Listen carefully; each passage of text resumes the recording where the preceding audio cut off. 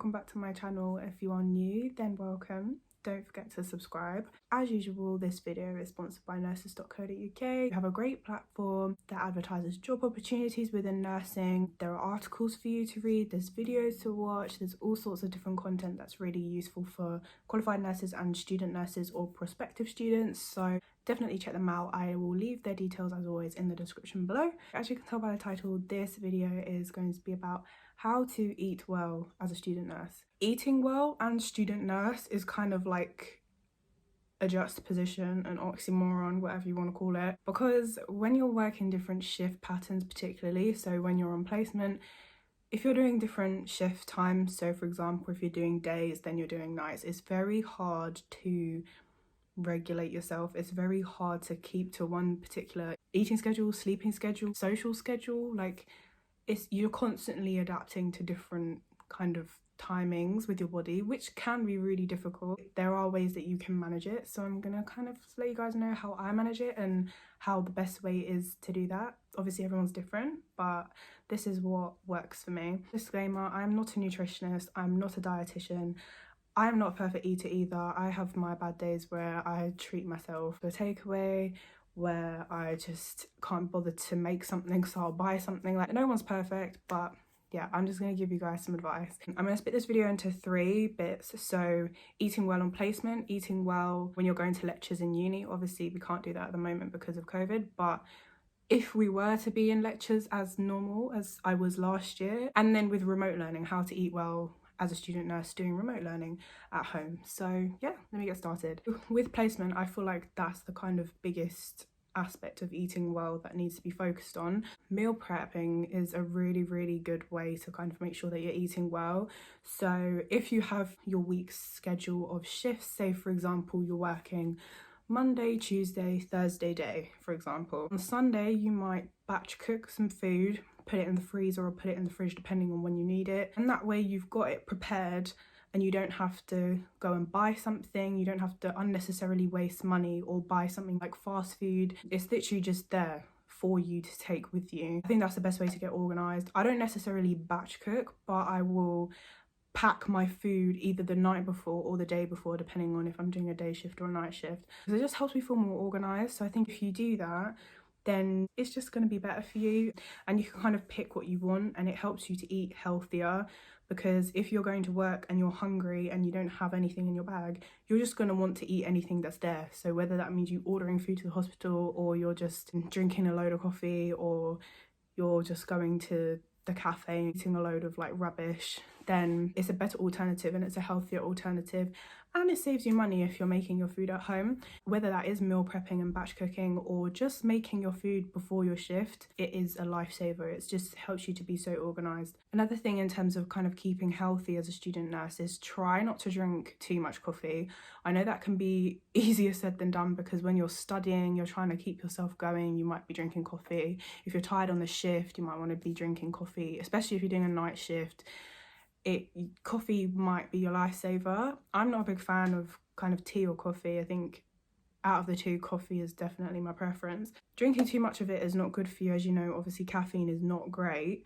It's okay in moderation. Try not to kind of drink loads of coffee, because it's not going to do you good in the long run. It might help you temporarily to get through the shifts, but it's not good for you inside. So instead, just organise your sleep better. That's the best way to kind of keep healthy, because your eating and your drinking has to coincide with good sleeping as well. Organisation is key. With all of this, eating well, drinking well, sleeping well, organisation is key. And it can be hard, especially if you're overwhelmed, you've got a lot of things to do, you might have other commitments that you have to kind of put first, for example, children or another job that you're doing on the side. But it is still important to prioritise yourself and your health, because even though you're looking after other people, you need to look after yourself first. Like, that is paramount. I think some people think it's not possible to have regularity when your shifts are constantly changing between day and night, but you can. For me, I try and keep myself on the same schedule if I do a week of nights and then a week of days. I eat at the same times. Obviously, I'm eating through the night. If I'm on a night shift, I'll have a snack in the middle of the night. But when I get home from my night shift, I will eat breakfast before I go to bed. Like, it's so important to try and eat at similar times, even if you're sleeping at different times. It just kind of gives your body some sort of regulation. Doesn't matter what you're eating, whether it's breakfast or dinner, but just trying to eat at the same times and trying to control yourself in that way just kind of makes your body a bit less confused. It's confused enough if you're sleeping, one minute you're sleeping in the day, the next minute you're sleeping at night. So at least being able to control your food and your diet and the timings of your meals will kind of make that a bit more normal for you. So the second part, with theory learning, if you're going to lectures or you have a day in the skills lab, you have a day of lectures, it can be really tempting, especially if your university is located near a lot of fast food restaurants. It is really, really tempting to just kind of have your lecture and then in your lunch break go and like get McDonald's or KFC.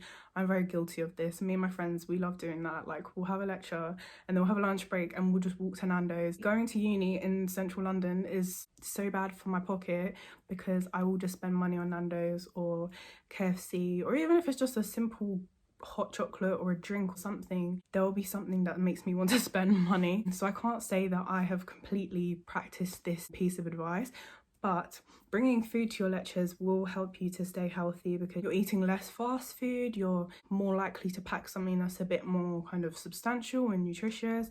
And also make sure that you eat breakfast before you go. Like, if you've got a whole day of skills or lectures, just always eat breakfast before you go. And that's the same with shifts as well.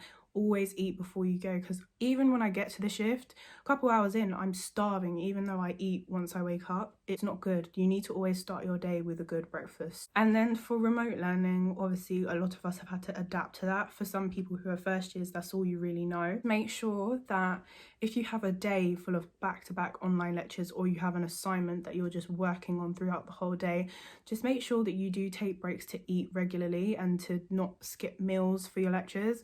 If that means, if you have a camera off, if that means just eating whilst you're listening to the lecture, then do it if you have to, because it's not worth losing energy because you're not eating properly. Or if you're just binging on kind of sweets and unhealthy foods whilst you're working, you're not going to perform to your best. So it's just really important to be conscious of what you're putting into your body, because that's going to reflect your brain performance and your physical performance as well when you're on placement.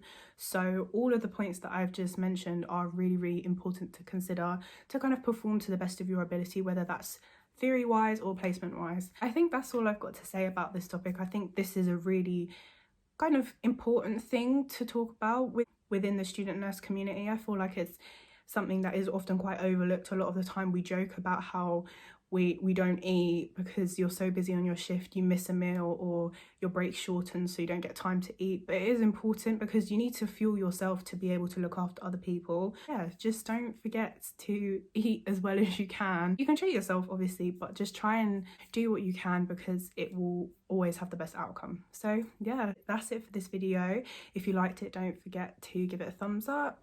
If you want to see more videos like this, then you can head over to nurses.co.uk's YouTube channel, which is nurses.co.uk. Thank you for watching the video, and I'll see you in my next one. Bye.